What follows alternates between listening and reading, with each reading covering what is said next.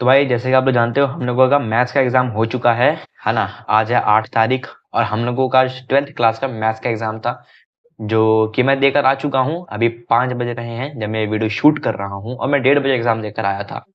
तो मैं बताने वाला हूँ आज आप लोगों को यही कि भाई कैसा था एग्जाम, मैंने अपनी कैसी तैयारी थी, एग्जाम के एक दिन पहले मैं क्या करके गया था और एग्जाम में क्या क्या सवाल पूछने को मिले हैं, मतलब क्या सवाल है, मेरा क्या एक्सपीरियंस रहा, ये सब चीजें मैं आज आप लोगों के साथ जो है शेयर करने वाला हूँ।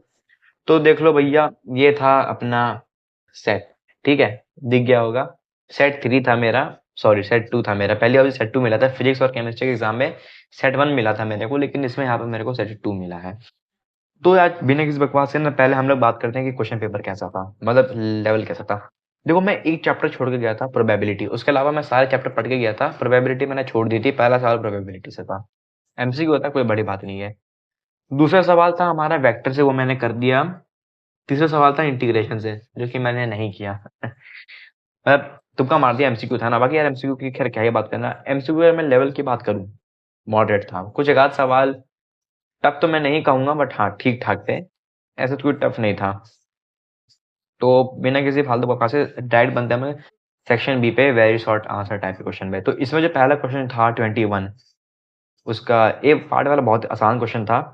22 भी इजी था अगर आप लोगों का कोड है 6512, तो इस बात को अच्छे से समझ पाएंगे। बाकी इसमें एक क्वेश्चन था साइन इनवर्स ऑफ साइन 3 पाई/3। ये वाला क्वेश्चन मुझसे सॉल्व नहीं हो पाया क्योंकि इसमें साइन 15 डिग्री की वैल्यू चाहिए थी।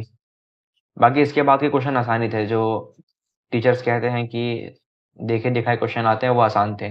एक क्वेश्चन आया था इसमें एरिया ऑफ पैरेललोग्राम वाला, ए वेक्टर बी वेक्टर दे रखा था, मतलब डायगोनल वेक्टर्स दे रखे थे और उसका एरिया पूछा हुआ था, है ना। तो कुछ ऐसा एग्जाम गया है, ना टफ था ना लेंदी था। अब लास्ट की ये जो क्वेश्चन था, क्वेश्चन नंबर 36, ये वाला प्रोबेबिलिटी का सवाल था। अजीब सा सवाल था, मैंने किया नहीं। और 37 तो इससे भी ज्यादा अजीब था, वो तो मेरे को समझ में ही नहीं आया। बाद में समझ में आया कि वो एओडी का सवाल था, लेकिन मेरे से हुआ ही नहीं क्योंकि समझ ही नहीं आ रहा था उस टाइम पे। बाकी 38 सवाल बहुत इजी था, रिलेशन फंक्शन से था। ओवरऑल पेपर बहुत ही ज्यादा इजी था, मॉडरेट था, ना टफ था ना इजी था। अब अगर मैं बात करूं अपने प्रिपरेशन की कि मैंने क्या तैयारी की थी, तो मैं साल भर मैंने जितना भी पढ़ा था मैं उसी के भरोसे गया था। मैं वैसा स्टूडेंट स्टूडेंट हूँ ही नहीं जो साल भर पढ़ाई नहीं करता और लास्ट में पढ़ाई करता है। लोग समझते हैं ये बहुत ही कूल काम है, लेकिन मेरे को लगता है कि ये भाई कूल है कहीं से भी, कि आप साल भर पढ़ाई नहीं कर रहे हो, एक रात पढ़ाई कर रहे हो। तो मैंने तो साल भर पढ़ाई की हुई थी।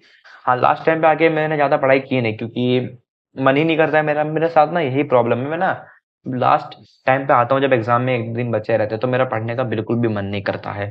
तो इस वजह से मैंने ज़्यादा पढ़ाई नहीं की और मैंने प्रोबेबिलिटी छोड़ दिया। उसके अलावा जितने भी थे मैंने सब पढ़ कर गया हूँ। मैंने एक दिन पहले यानी 7 तारीख को भी मैंने कुछ ज़्यादा पढ़ाई की ही नहीं थी। और उससे पहले भी आज सेमीफाइनल देखने के चक्कर में चैंपियंस ट्रॉफी का मैंने पढ़ाई की ही नहीं, मैच देख रहा था।